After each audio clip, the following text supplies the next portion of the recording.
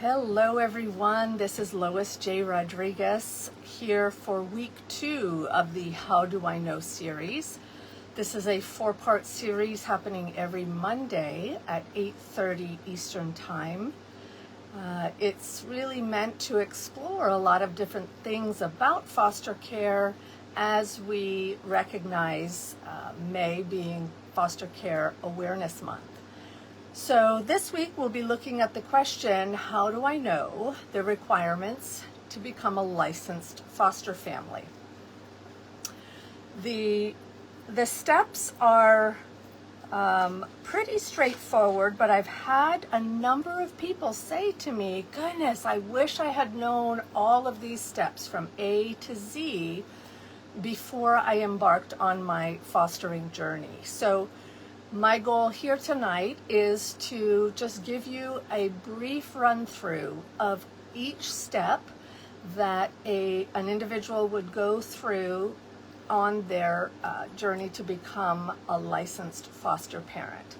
So the very first thing that you will be wanting to do is to research child placing agencies.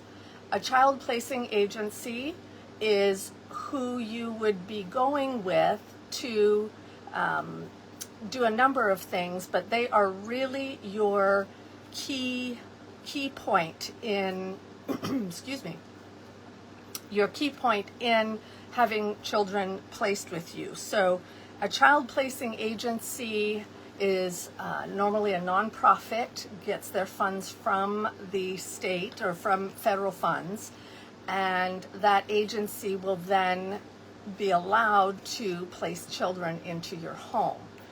Now, agencies might have a different push for different things. For us, we were looking for a child placing agency that was faith-based and one that really focused on keeping sibling groups together. That was our heart. I grew up with with 3 brothers.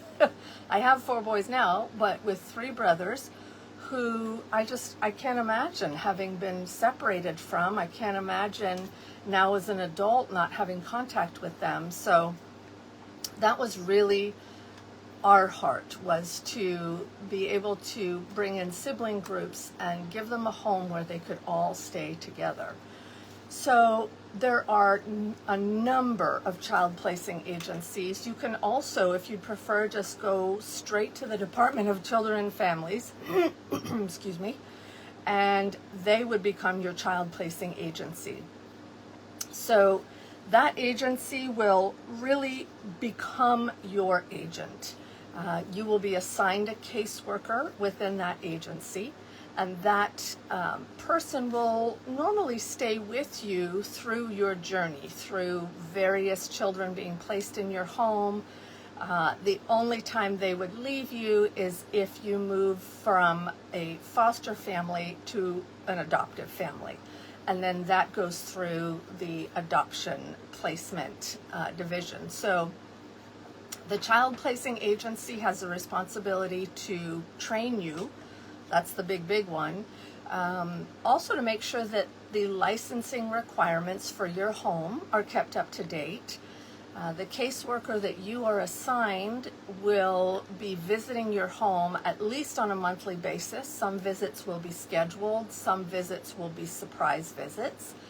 And that is to check on your home, to check on the child, to get an update of the child. They are required to have eyes on the child periodically. So they will be in and out of your home. We talked about that last week as to whether you could handle so many people coming in and out of your home. But that agency is your number one. Once you select the agency that you would like to be trained through, then they will provide the training for you. So your first step, get that application into them. They will have, I would say, maybe a 5-page for us application, and that allows you to give all kinds of information about the child, the children that you would like in your home, those that you feel comfortable fostering, what medical needs you might be able to specialize in. That application will cover all of those generic things. So once your application is in, then you will find out when their next training happens. So the training is called a pre-service training. It happens before you begin your service as a foster parent. And that training can last anywhere between 30 and a total of 50 hours. That is state specific. So you will then decide, your agency will decide how that training is going to happen. Some agencies will train you once a week for X number of hours for X number of weeks. That's a longer training session. Some will come to your home and do the training with you specifically. That's something normally that happens in an emergency type situation where possibly your family is able to offer care to a very special group of children, or maybe there's a very medically needy child that you do have experience with, and so they might come to your home to go through the training one-on-one and basically fast track you through it. But most of the time, training is done as a group, and it is done on a number of different occasions. The agency we went with, again, one of the reasons we chose them was because they did 2 or 3 Saturday trainings where you would get there early in the morning, you would stay into the evening, they would provide meals or they would do a potluck meal, and you would basically get your training done in those 2 or 3 Saturdays. So each agency is different. That's a consideration for you, so that you want to make sure that the days that they offer training, you are available and not having to work or whatever. So step 1, choose your child placing agency, and then step 2, you will be going through your training. Now that training will cover many things. It is meant to be an extensive training, but it cannot be an exhaustive training. You will basically be learning on the job as a foster parent. But some of the key areas will be, what is the paperwork that you need to submit? What are all of the different reports that need to be turned in? You'll go through crisis management training and trauma-informed care training. You will learn how to de-escalate a violent situation. You'll learn about various disorders that foster kids in foster care are commonly diagnosed with. You'll learn discipline techniques and calming techniques. So your training is, at some points it's called MAP training, which stands for Model Approach to Partnership Parenting, or PRIDE training, which stands for Parent Resource Information Development Education. So the training is your parent handbook. As you are going through that training, you will also be able to begin step 3, which is to prepare your home. Your home is, we went through this last week where we talked about the different requirements, or the basic requirements for your home: heat, AC, no leaking roofs, that kind of thing. But within your home, there are a number of things that you will need to set up. Some things might be, if you have a pool, you will need to have it fully fenced with a lock on it. If you have outside play equipment, those will have to be in good repair. Any of your cleaning supplies, any chemicals, they all will need to be either locked up or put on a high shelf. A weapon, if you have guns in your home, weapons in your home, they would need to be stored and locked without any ammunition in them, nothing in the chamber. That ammo then needs to be locked on its own in a separate space. These are things that you will get information from your agency, but just to kind of allow you to start thinking through it. If you have pets, you'll be looking at a requirement of all of their vaccinations being up to date. Because you will also be transporting children in your car, your vehicles all have to have current and state-specific insurance and registration. Proof of homeowner's insurance or renter's insurance. These are all things that you are going to have quite a checklist to walk through your home to start preparing it to welcome a child. As you go through it, you might be thinking, wow, this is a lot of work, but it's had to be put in place to offer the maximum amount of safety for these children entering your home. If you put yourself on the other side, and if you are the one who has lost your child temporarily, you need to know that the foster family is doing all of these standard regulatory things to keep your child safe. That is why there are so many hoops to jump through when it comes to your home. I have some funny stories that I've been putting together in my book, and I can't wait for that to come out as I share just some crazy experiences that we've been through as foster parents and during the licensing process as well. It's intense, but it allows you to really get to know your agency and your caseworker well, as they will be coming in and out of your home on a very regular basis. In addition to preparing your home, there'll also be some things personally that you need to get ready. You'll be doing background checks on everyone who lives in the home. So if there is another adult, if your parents live with you, if your brother lives with you, they will all be required to go through background checks and FBI fingerprinting. You will need to bring in someone from the health department and someone from the fire department to do inspections on your home. They'll be looking at the smoke detectors, they'll be looking at any unhealthy living conditions, and they will each need to sign off on the home.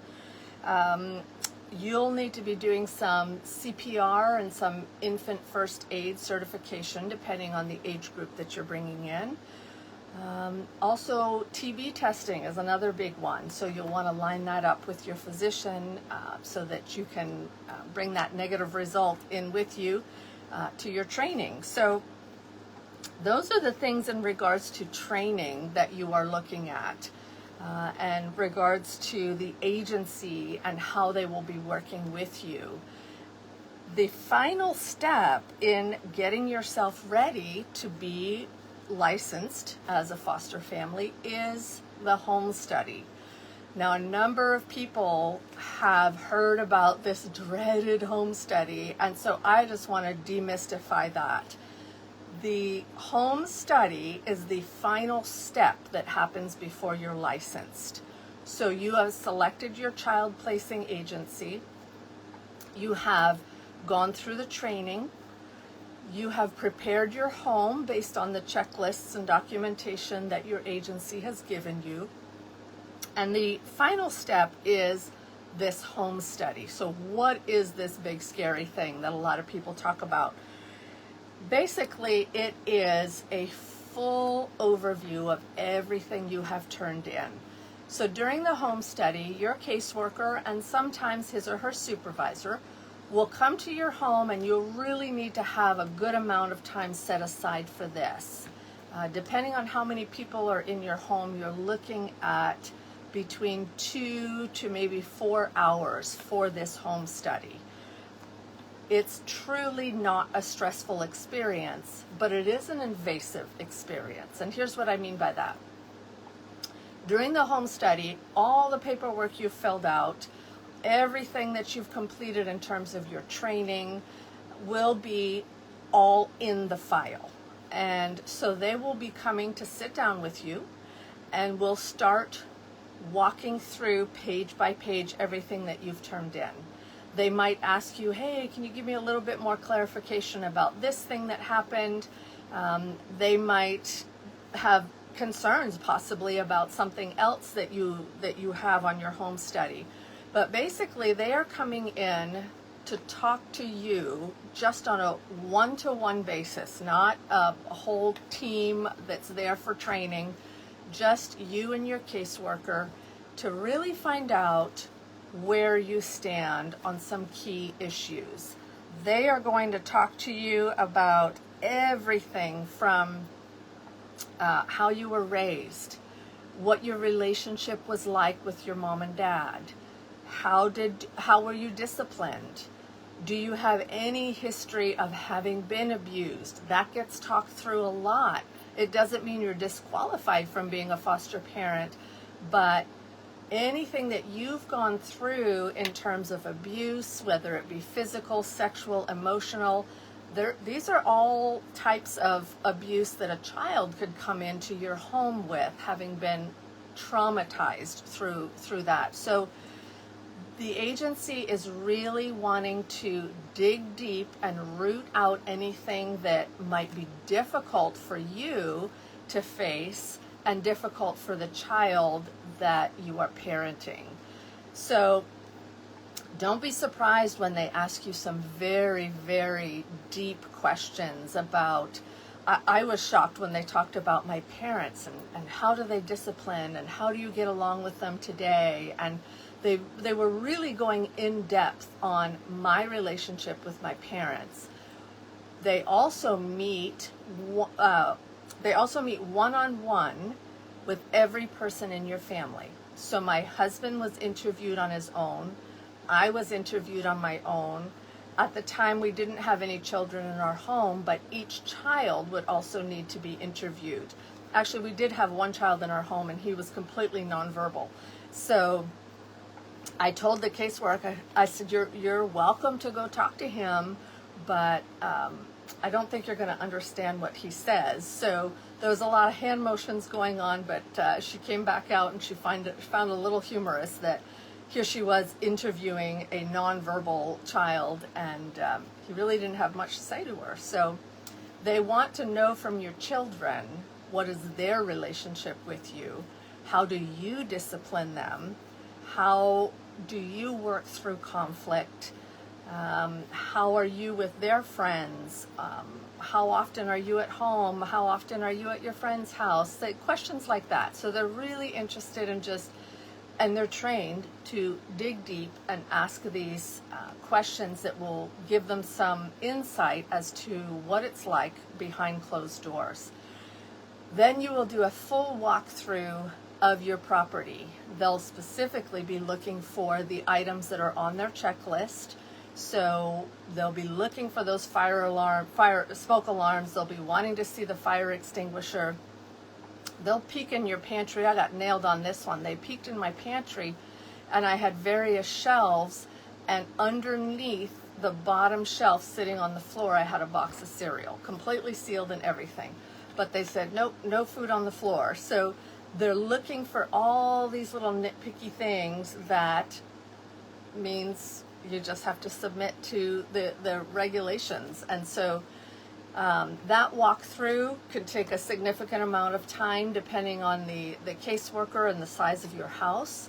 But they will be opening every door. They'll be looking in the fridge. They'll be checking out the garage, and you will have been given all the information you need in terms of the things to prepare, the things to watch out for.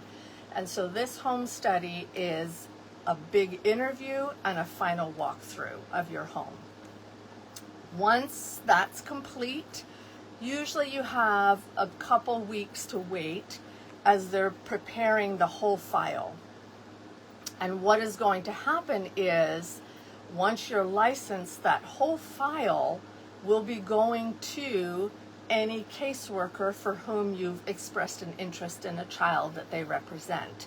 So they take that file and that home study really, really seriously, because they do not want anybody walking in and going, wait a minute, you're missing 4 smoke alarms. Why is this family even licensed?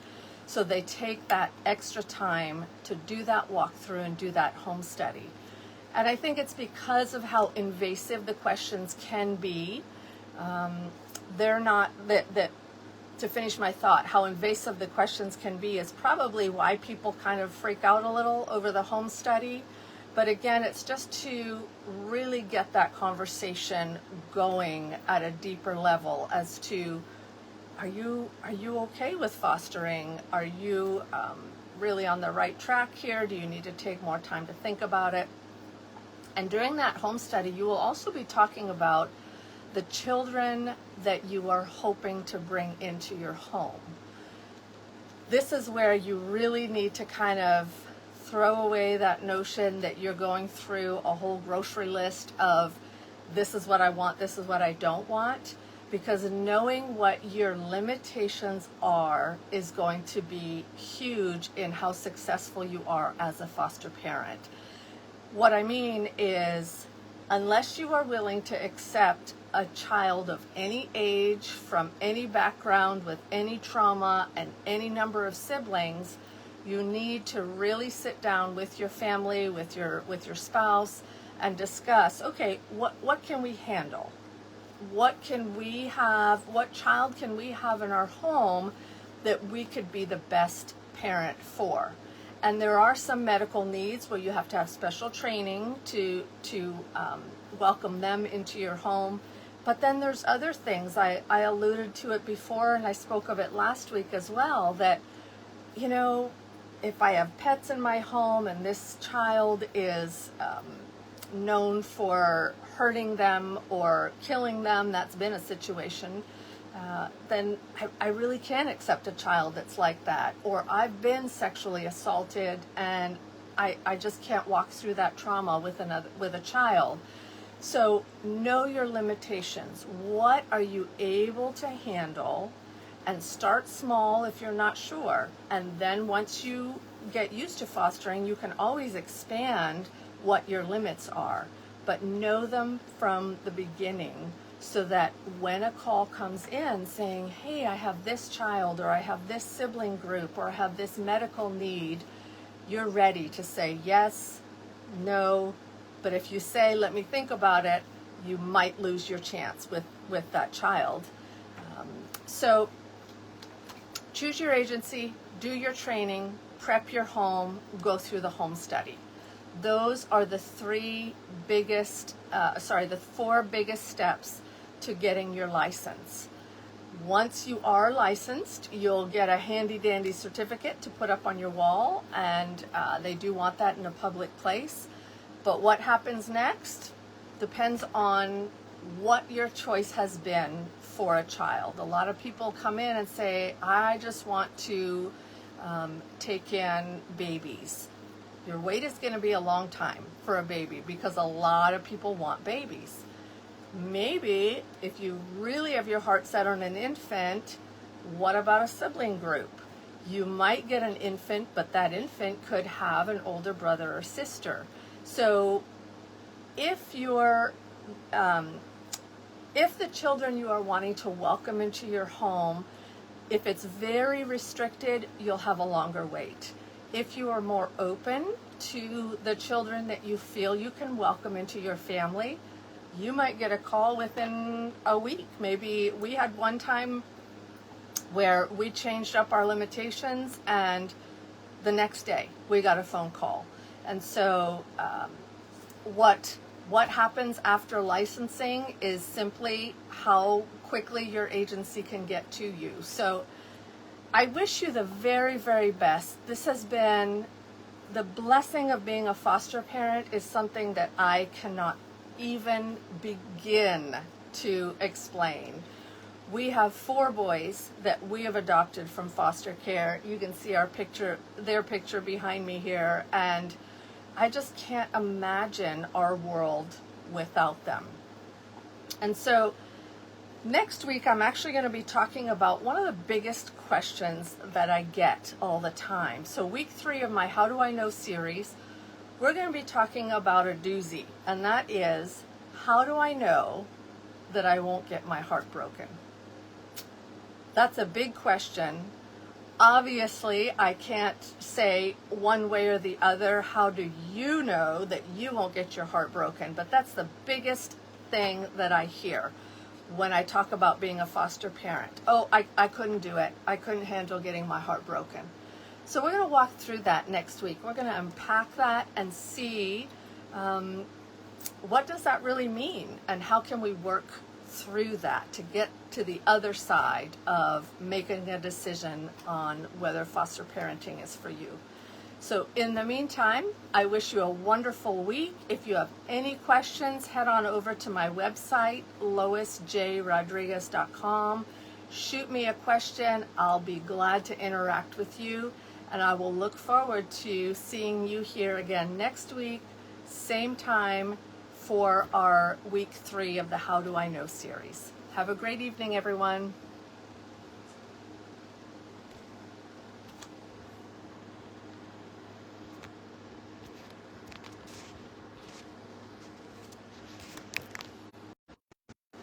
Oh, I'm still playing for some reason.